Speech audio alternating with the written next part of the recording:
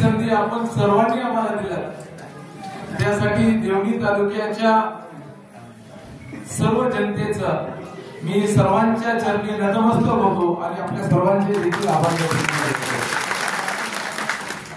आपले माननीय माजी मंत्री प्रभू चव्हाण साहेबांनी पूर्ण ताकद आशीर्वाद देखील दिला, त्यांचे देखील या मतदारसंघाच्या वतीने त्यांचे आभार व्यक्त करतो।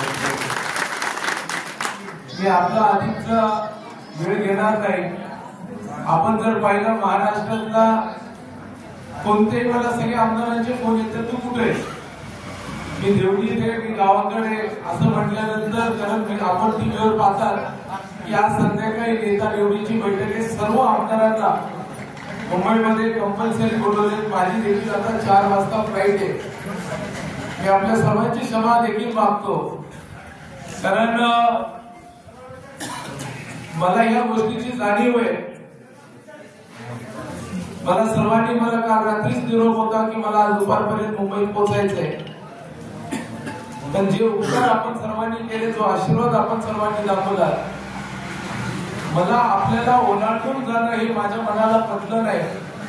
म्हणून मी काल आवर्जून सांगितलं मी देवळीत येणार, सर्व जनतेचे या ठिकाणी आभार मानणार, आपल्या सर्वांचे दर्शन घेणार, 2 मिनिटं असणं आपल्या सर्वांना भेटून मला पुढं। मी आपल्याला सांगतो ही लढाई सोपी नव्हती, फार अडचणीची 4 टाइम एखादा व्यक्ती राहतो, अनेक गोष्टी काम करत असताना माणसाच्या त्या चुका देखील सोबत घेऊन आपला माणूस म्हणून त्याच्या मागे उभा टाकण्याचा धैर्य जर कोणी केला असेल तर ह्या मतदारसंघातल्या जुन्या काळामध्ये 2-3 निवडून येणं हे सोपं होतं, पण नव्या काळामध्ये आपण आपल्याच घरामध्ये बघतो मुलांचं मत आजचं उद्या नसतंय, ते मत वेळोवेळी सेकंदाला बदलते। अशा वेळेस तुम्ही सर्वांनी पाठबळ दिला, मी महादेवाच्या चरणी नतमस्तक होतो आणि महादेवाला साक्षीला ठेवून सांगतो मी आजपर्यंत जे काही काम केलं असेल मी अंतःकरणातून केलं आहे, पण इथून पुढचं जे काही काम मी करणार आहे हे ह्या माझ्या जनतेसाठी 100% समर्पित भावना, जे काही पुढील माझं कार्य असेल, माझ्या आयुष्यातलं जगणं असेल, कारण मला ही लढाई माहित होती की जिल्ह्यातले सर्व मंडळी म्हणजे लातूर मध्ये आमदार, माजी मंत्री, खासदार, माजी खासदार हे सर्वांनी पूर्ण ताकद विरोधामध्ये लावली होती। त्यांनी स्वतःच्या मतदारसंघामध्ये तेवढा वेळ दिला नाही, तेवढा वेळ ह्या भागामध्ये दिला, त्यांची ताकद सगळे यंत्रणा या भागामध्ये दिला, तरी देखील अशा परिस्थितीत आपण सर्वांनी आमच्या पाठीशी उभा टाकला। मी खरंच मी शब्दातून मी व्यक्त करू शकणार नाहीये, पण मी सर्वांना एवढंच सांगतो की जो पुढचा वर्जन असेल, जे पुढचं पाऊल असणार आहे, जे पुढचं काळ असणार आहे हे 100% विकसित असणार आहे। विकासाच्या दृष्टिकोनातून केंद्राच्या सरकारने ठरवलेले निर्णय हे तुमच्यापर्यंत म्हणजे विकासाचं मॉडेल, आणि मी आवडतो बक्षीस कशाला जाणार, 3 तालुक्यातलं बक्षीस देवळी तालुक्यात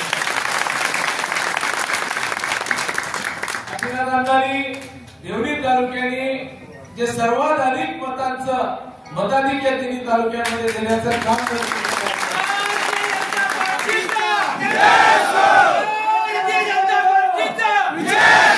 आणि विकासाच्या बाबतीत देखील मी आपल्याला सर्वांना सांगतो, पहिला वाटा जे काही असेल हा देवळी तालुका, तिन्ही तालुक्याच्या एकत्रित बैठकीमध्ये ठरलं होतं की जो सर्वात अधिक मते येतील कामाच्या बाबतीमध्ये त्याला प्राधान्य द्या। माझी अण्णा सर्व देवळीतल्या सर्व आमचे पदाधिकारी मित्र पक्ष सर्वांचे मनापासून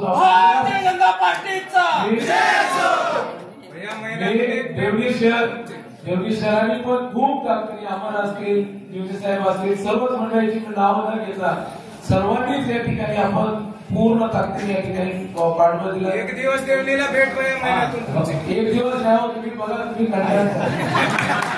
मी काय म्हणतो, मी शब्दामध्ये वर्णन करणार नाही, मी शब्दात बोलणार नाही, पण तुम्हाला मी विकासाच्या माध्यमातून सगळ्या गोष्टी, आणि मी आपल्या सर्वांना एवढंच सांगतो, थोडी पक्षाची अडचण आहे, इथून 4 वाजता मला हैदराबादला फ्लाईटला पोहोचायचंय।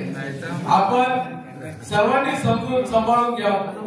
ती बैठक पक्षाने सर्व आमदार आहेत बरं का, एकही आमदार आज मतदारसंघामध्ये दिसणार नाही, फक्त तुमचा आमदार आज तुमचे उपकार हे फार मोठे, तुम्ही फार मोठी गोष्ट आपण या ठिकाणी दिली. माझा अनुभव, राजकीय अनुभव, जे काही राजकीय पाठबळ असेल हे मी तुमच्या सर्वांसाठी, शेतकरी असतील, शेतमजूर असतील, माता बहिणी असतील, पूर्ण ताकदीने आपल्या सर्वांच्या समोर करत. धन्यवाद.